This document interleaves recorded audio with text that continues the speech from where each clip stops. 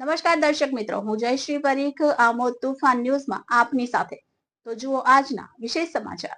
સુરત શહેરમાં real estate ઓફિસની આડમાં ગેરકાયદેસર રીતે ચાલતા એક હુક્કા બારનો એસઓજી પોલીસે પર્દાફાશ કર્યો છે.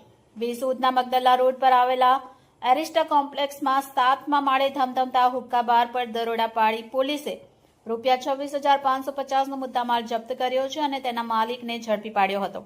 પ્રાપ્ત માહિતી અનુસાર સુરત એસઓજી પોલીસને બાતમી મળી હતી કે વેસુદના મગદલ્લા રોડ પર હેપી રેસિડેન્સીની સામે આવેલા એરિસ્ટા કોમ્પ્લેક્સના 7મા માળે આવેલી એક રિયલ એસ્ટેટ ઓફિસની આડમાં ગેરકાયદેસર રીતે હુક્કા બાર ચલાવવામાં આવી રહ્યું હતું. આ બાતમીના આધારે પોલીસે તાત્કાલિક કાર્યવાહી કરીને દરોડા પાડ્યા હતા.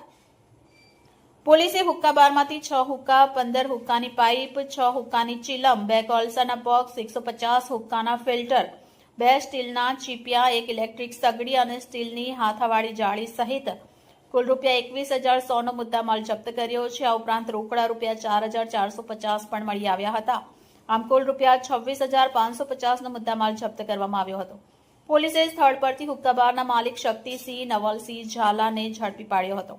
શક્તિસિંહ ઝાલા વિરુદ્ધ વેસુ પોલીસ મથકમાં ગુનો નોંધી કાયદેસરની કાર્યવાહી હાથ ધરવામાં આવી છે. આ કાર્યવાહીથી શહેરમાં ગેરકાયદેસર રીતે ચાલતી પ્રવૃત્તિઓ પર લગામ કસવામાં પોલીસને સફળતા મળી છે. Bureau chief Sunil Ganjawala, Amod Toofan news, Surat.